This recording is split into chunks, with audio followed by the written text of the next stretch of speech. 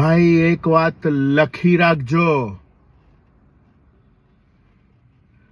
લગ્ન કરાય જ નહીં. કારણ કે પત્નીઓ છે ને રોજે નવા બાના કાઢે.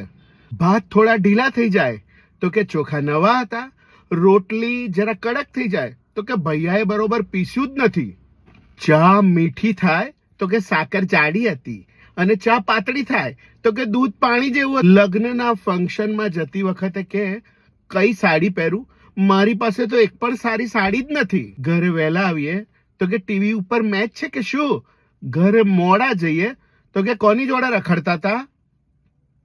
કોઈ વસ્તુ જો સસ્તી લાવીએ તો કે શું કામ ખોટા ખર્ચા કરતા હો છો તમે, અને જો મોંઘી લાવીએ તો કે બધા જ લોકો તમને ફસાવી જાય છે. રસોઈના જો વખાણ કરીએ ને તો કે રોજ સારી જ બનાવું છું હવે, અને જો ભૂલ કાઢીએ તો કે આ ઘરમાં મારી કોઈ કદર જ નથી. કોઈ કામ કરી આપીએ ને તો કે એકે કામ સરખું આવડતું જ નથી, અને જો ના કરી આપીએ તો કે તમારા ભરોસે છે ને કોઈ દાડો રહેવાય જ નહીં. અને જો છેલ્લે તમે જીભા જોડી કરીને તો એક જ વાક્ય કહેશે કે આ તો હું હતી ને એટલે ટકી, બીજી કોઈ હોત ને તો ટકત પણ નહીં. મને ખાતરી છે કે તમારી પત્નીમાં આ બધા લક્ષણો હશે જ.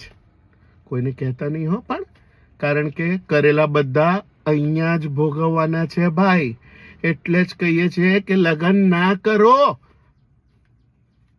હલો, હા ડાર્લિંગ, આ કોથમીર કેટલી લાવવાની છે? હા હા હા, લેતો આવું હો.